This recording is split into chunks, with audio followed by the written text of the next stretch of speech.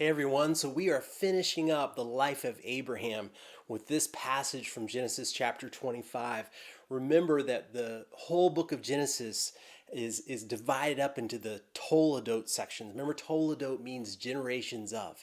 And this whole long section for Abraham has been in the Toledot of his father Terah back in the end of Genesis chapter 11. And of course, you might have noticed that in Genesis chapter 25, our passage for this week, in verse 19, it says, these are the generations of Isaac, Abraham's son. Excuse me. Verse 12, it says, these are the generations of Ishmael. So right within this section, we have a very short little Toledot.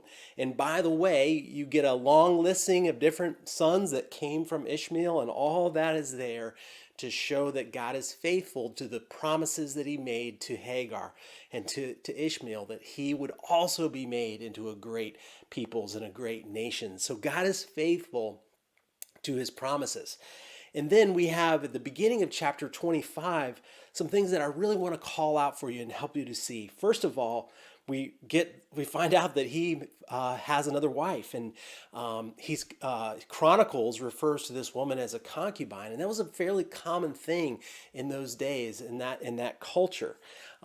You'll notice the text doesn't affirm that as a good thing or say that it's a bad thing. It's just matter of factly stating it. I think part of the reason that it's in there is that we see that part of the fulfillment of the promise of many nations, and several of these names you might have recognized for other parts of the Old Testament, go on to be their own significant nations themselves.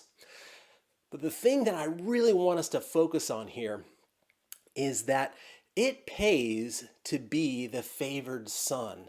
It pays to be the favored son of Abraham. There's three significant things I think that favor Isaac, the favored son, versus all these other sons and grandsons. First of all, we see that the favored son, he gets to inherit the whole lot. He gets all of it. The others, they just receive gifts. The second thing is that those others, they all get sent away. They have to move away and outside of the promised land. Isaac gets to stay with Abraham and with his people in this new land that God's promised him. And then the third thing, in verse 11, it says that, it just very short, just says, God blessed Isaac, his son. The blessing of God was on Isaac. And what I want to remind you guys of here is that God's blessing that he gave to Abraham was not dependent on his performance, right? We've seen Abraham do some very despicable things. We've seen Abraham do some very good things in acts of faith. But the blessings of God were not dependent on the performance of Abraham. They were dependent on the promises that God has made. God promised these things to Abraham without any kind of condition of performance. And guys, we need to be reminded of that in our own walk with God, and the fact that God has promised many things to us through the gospel, and he is faithful to that. And let me show you a couple of verses just to keep this in mind. When we see that God is blessing Abraham, regardless of what he does, God is just committed to, I'm going to bless you, so he's going to do it. God's going to fulfill it. That same blessing, that same promise is on us. Let me show you a couple verses. Hopefully, let's see. Here we go. John 1, verse 12 and 13, it says, but to all who did receive the gospel of Jesus Christ in faith, who believed in his name, he gave the right to become children of God. Now, guys, we've got to let that sink in. Through faith in Jesus Christ, you are considered a child of God, who were born not of blood, nor the will of the flesh, nor the will of man, but of God. He's the one that did that. Guys, the blessings that we received are not staked on or conditioned on our performance. They're staked on the promises of God and what God has promised for us. And then jump into Galatians chapter 3, really starting at verse 1, but I'll start at verse 5. And keep in mind here that Paul's in the middle of trying to convince the Galatian church that Following God is a matter of faith, not of legal performance. In other words, following the law.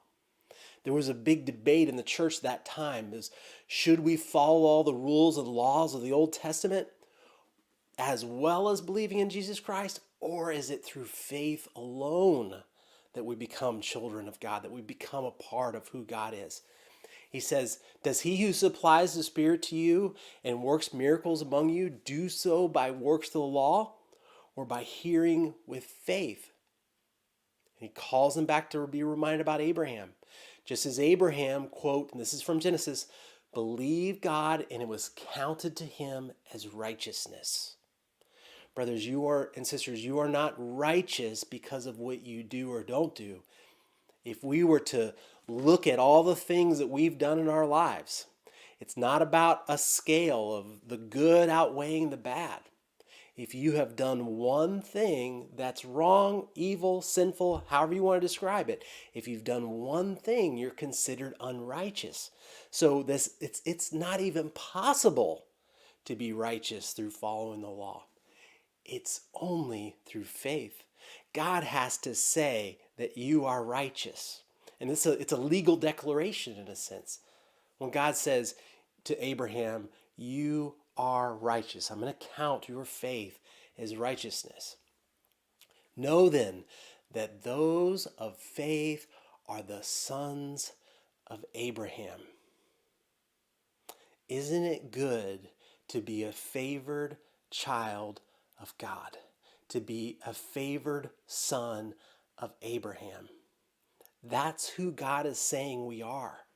We're not the ones that just get a few gifts and get sent away. We are blessed by God. This is significant, guys. In the scripture, foreseeing that God would justify the Gentiles by faith, Gentiles meaning all non-Jewish people, he preached the gospel beforehand to Abraham, saying, in you shall all the nations be blessed. The word gospel means good news. The good news, Abraham, for the entire world, not just Jews, but everybody else get to be included in this as well, is that in you all the nations will be blessed. So then those who are of faith are blessed along with Abraham, the man of faith. Guys, we saw Abraham receive the grace of God, did we not? I mean, just think about the incredible ways that God blessed him despite himself. Guys, that's where we are. That's who we are. That is the blessing that we receive, the grace that we receive from Christ, from God. Do you believe that? Or do you believe that you are walking along in life just trying to do your best, just trying to avoid and keep your head down and not get a bolt of lightning from God, get slapped down by God? Brothers and sisters, you are his children and you are blessed by God. And then skipping down later in the chapter, he says, and if you are Christ's, then you are Abraham's offspring, heirs according to the promise. Isaac was the heir according to the promise. Now he's saying that that applies to us as well. Let me give you guys a few questions to think about, maybe in advance of Sunday, or you guys can use these in your groups to talk through the passage. First of all, let's be clear. How does one become a son of Abraham? This might be a simple answer for some of you, but we need to be very clear on this. How does one become a son of Abraham? It says in the Galatians passage. Secondly, in what ways do I struggle to believe? Now, the truth is that, we think about the world in terms of people who believe the gospel and people who do not believe the gospel. But the reality is that even after you have believed the gospel that first time, we're still struggling with unbelief. We have areas of our lives and areas of things that God has instructed to us that we struggle with believing. Maybe we really struggle with whether or not I'm really a child of God. It's like, okay, I believe that you died for my sins, Jesus, but I'm not sure that I believe that I'm a child of God. I am an heir of the promise, a child of Abraham in that sense. Or maybe you struggle with Believing that God really can cleanse you from some of those past sins, that He, in fact, has cleansed you even from your future sins. That there's just so many different things where we'll struggle with whether we really believe those things of the gospel. And then how are we blessed like Abraham? And I think that's a good question for us. And if you look at Galatians 3 1 through 9, there's two things in particular, at least that I've seen, that it particularly mentions as blessings that we receive, promises from God because of that. And then why does it sometimes not feel like we are blessed? Because that's the way a lot of times it feels. It's one thing to say that you're blessed. It's one thing to say that, and see that, oh yeah, clearly Abraham and Isaac were blessed, but I don't feel like I'm blessed for whatever reason there might be. But that's a good thing to talk through. I think I've got one more. Nope, that was it. So just talk through those questions together as a group, and let's really lean into what aspects of the gospel do I struggle with really believing and applying to myself. And I think a lot of times it's like keeping in mind that it's not about my performance, it's about what I believe, and and so I think that's oftentimes where Satan attacks us. He might attack you in that, oh, you're not doing enough good things, or you because of those bad things you've done, then you're no longer going to receive the blessings from God. Or sometimes we think of some of the challenges and the trials that God brings into our life as ways that God is just putting His thumb on us and pressing us down and trying to keep us from being who we are. Guys, Jesus gives us freedom. Jesus gives us life.